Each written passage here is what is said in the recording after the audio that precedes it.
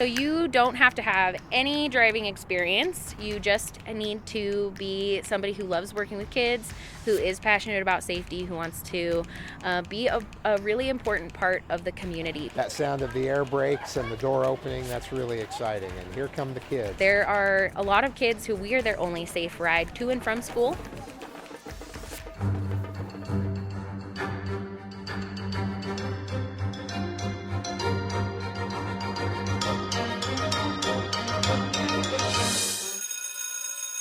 Hello and welcome to the Supercast. I'm your host, Superintendent Anthony Godfrey. Some classrooms on wheels are making their way to kindergarten and first grade students throughout Jordan School District right now. The classrooms are actually big yellow school buses. On this episode of the Supercast, find out how our dedicated school bus drivers have come up with an entertaining and hands-on training course to keep kids safe on the school bus. Hear how students are loving the lessons which will save student lives. We're here at Copper Canyon Elementary to talk about bus safety with Lacey. Introduce yourself and tell us a little bit about your role in Jordan School District. I'm Lacey Pichelle. I'm a trainer for our transportation department, and I am the coordinator of the Safety in the Schools program. So I do all of the back side of it. I do all the scheduling, contacting all the schools. I schedule all of my drivers. I train all of my drivers on exactly what our expectations are. And then I've been out at schools as well this year helping them out. Now, most people, when they think about school safety, the first thing they think about is not bus safety. But it's really important that students know how to ride the bus safely, board the bus safely, and you start early. You start with kindergarten and first graders to make sure that they are all ready to make the most of their busing experience and to do so safely.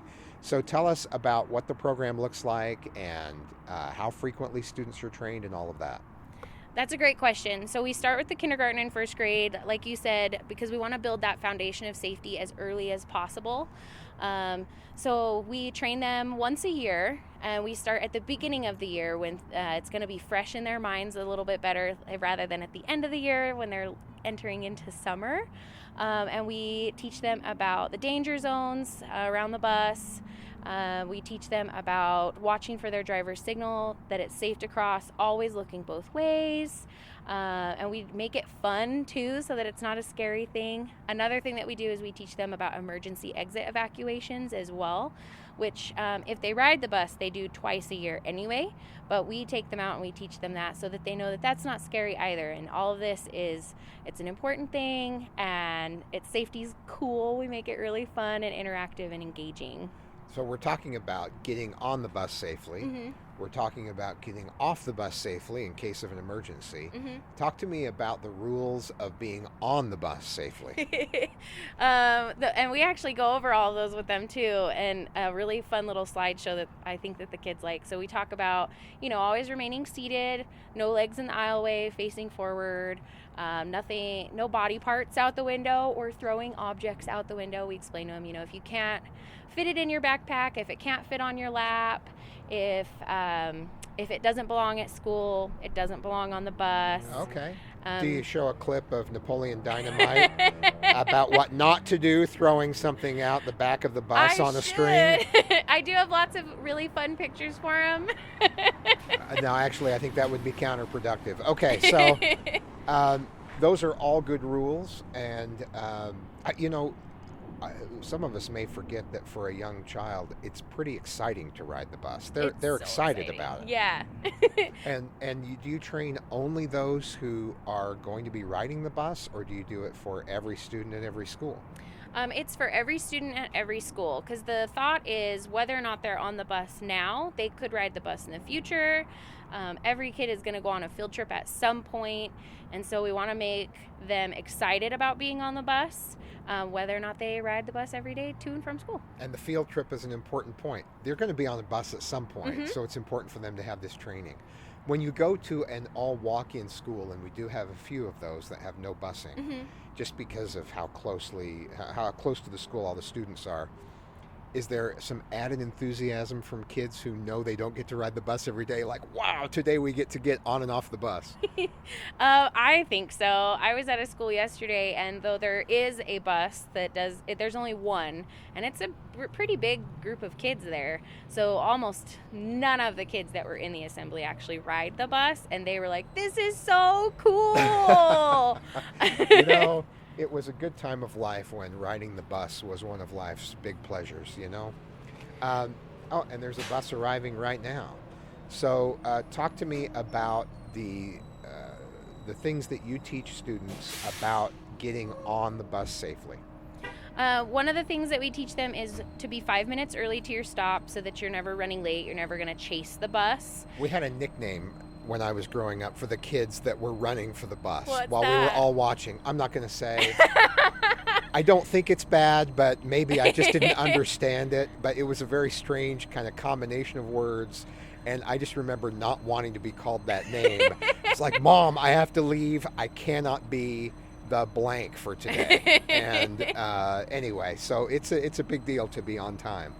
It is a big deal to be on time, and that's something that's really unique and cool that we teach them is like a time management factor. Yeah, right. So that's really cool and unique. We also teach them about lining up so that they're safely away from the roadway when we get there, and I think that's especially important because we aren't there to keep them safe until we get there. Yeah, they have to be in charge of themselves until the bus arrives. Mm-hmm. And, you know, the idea of being on time and giving yourself some time so that you can be safe and not be in a hurry, that's going to help them when they're driving. That's going to help them in every aspect of their lives. You're going to avoid accidents if you give yourself a little bit of time. Absolutely. I totally agree. And the other cool thing that I think that we teach them unknowingly is a little bit of independence, because getting to walk to your bus stop by yourself, that's a really cool independent thing that the opportunity that they have to do that is really cool. There's a lot they learn from that. That's true. So, that sound of the air brakes and the door opening, that's really exciting. And here come the kids. Let's talk about boarding the bus. You talked about watching for the bus driver to signal and to notice you. Pedestrians are told that when you cross the street, make sure you make eye contact with the driver. So talk to us more about that. Our biggest one, my kids know, and we teach this in our training department. We teach all of our drivers to teach their students that the kids don't enter into the roadway until the doors open. If the doors are open, that means that we've checked, it's safe to proceed, there's no oncoming traffic. The afternoon is actually the most dangerous time of the day for us because that's when we're generally going to have kids crossing. And that's the biggest one about our eye contact with them and watching for our little pointer signal. Then they're expected to take 5 big steps out and over so that we can see them. If they're too close to the bus, we can't see their little bodies. And we teach them to still look for both ways, to still check for themselves, then look back at the driver and double check. So it's a big piece of teamwork. And keeping them safe. So 5 steps out so that they're far enough in front of the bus. Yeah. It's like the billboards that say when you're passing a semi, you have to be able to see 2 headlights in the rearview mirror. Yeah. Or else you aren't far enough ahead of them to change That's lanes. exactly what it is, because we're up so high and we have a lot of blind spots that I don't think people realize about. And even though our mirrors are fantastic, and I personally feel like I can see a lot more in my bus than I can in my car, there are still a lot of things that we can't see. And if they're short, and even I'm short, so if I'm right up at the bumper, it is going to be difficult for you to see me when you're sitting that high up. Well, the stakes couldn't be higher in keeping children safe. And I drove a bus. You did? Only in the parking lot, only with high levels of supervision. And that was pointed out to me. Okay, here are all your mirrors, check all your mirrors, look at all the view that you have. Okay, now I'm going to hop off the bus and I'm going to show you how I can hide in some blind spots despite all the mirrors that are in place. And they would hide there, and it's incredible. If you aren't far enough out from the bus, you really cannot be seen.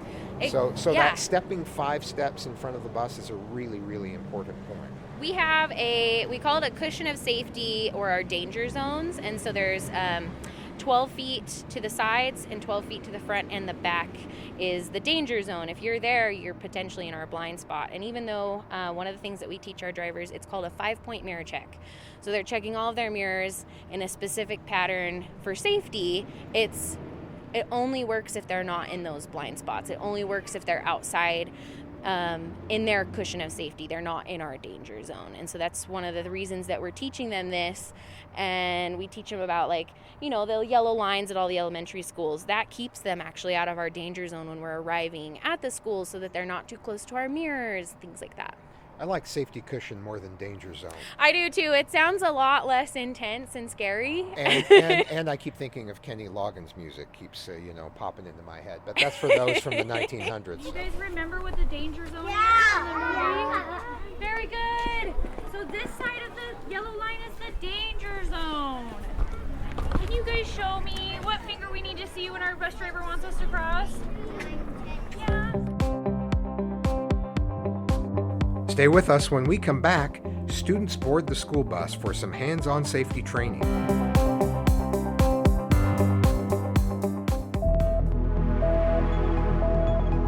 Never miss an episode of the Supercast by liking and subscribing on your favorite podcasting platform. Find transcripts for this episode and others at supercast.jordandistrict.org.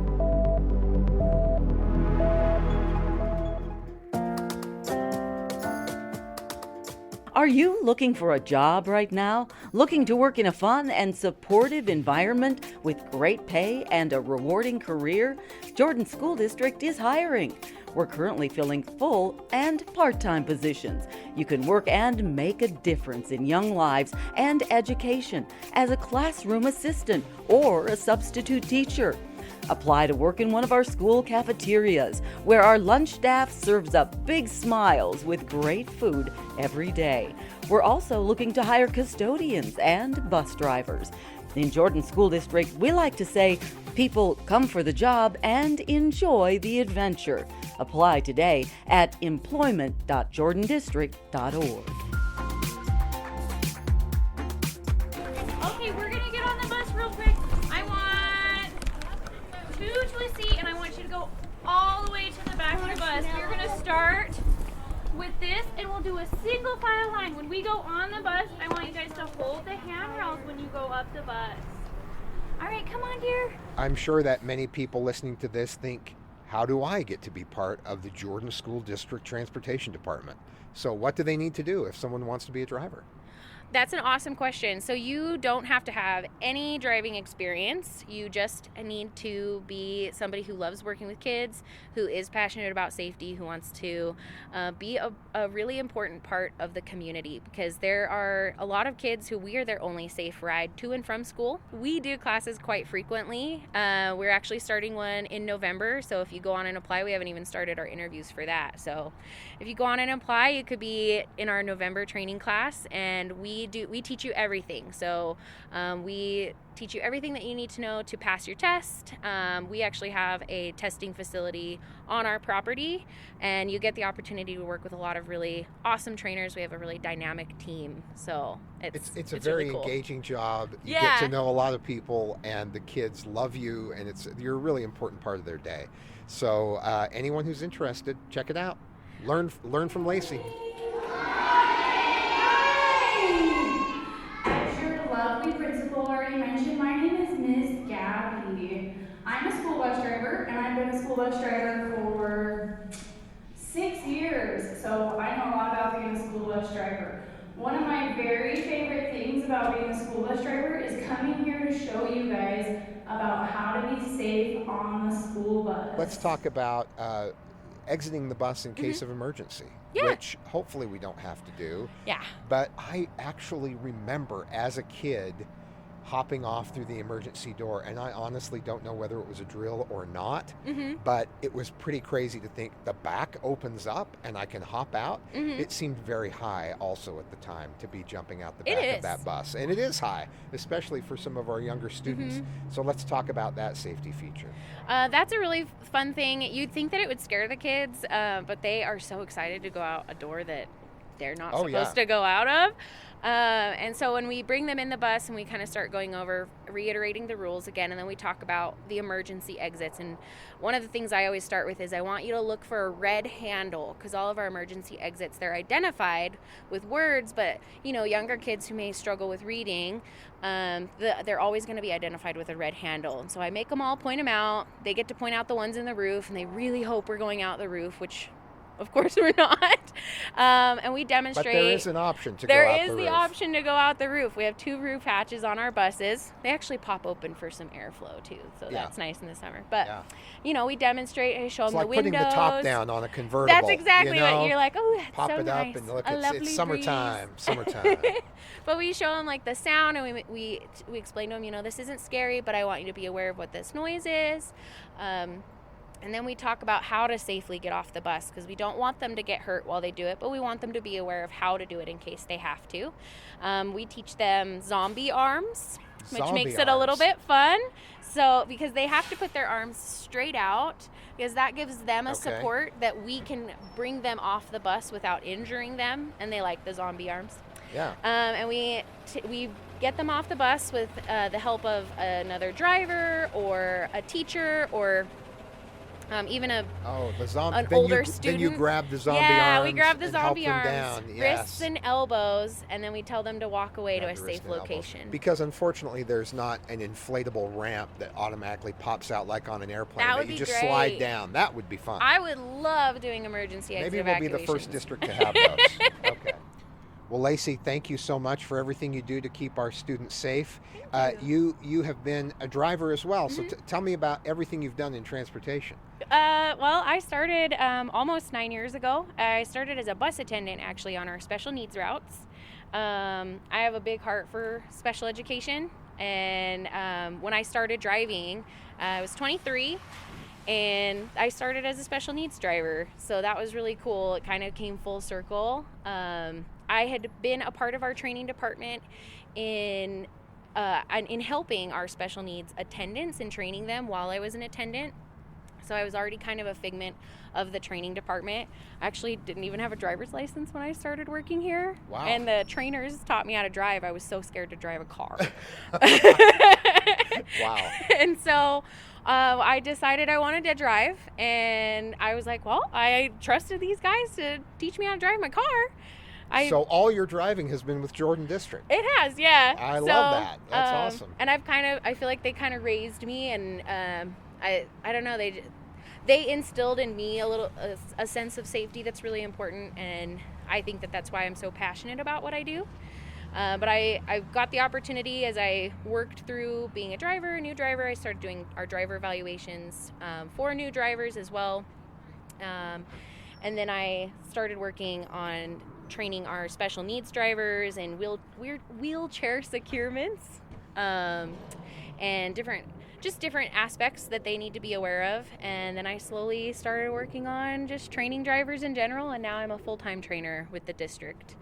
And I was bestowed the opportunity last school year to bring back the Safety in the Schools program for in-person. We had kind of gone away from it in 2020 for obvious reasons. And it had some hiccups last year because it was new to me, it was new to everybody else. And I've been so impressed with my drivers this year, who are also just as passionate about what they do. They love the kids, and it has been really fun to watch the growth even in just 1 year.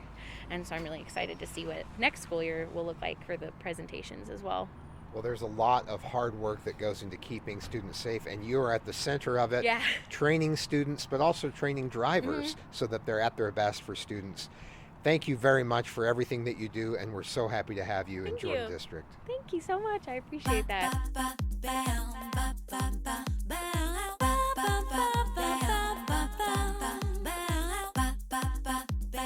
Thanks for joining us on another episode of the Supercast. Remember, education is the most important thing you will do today. We'll see you out there.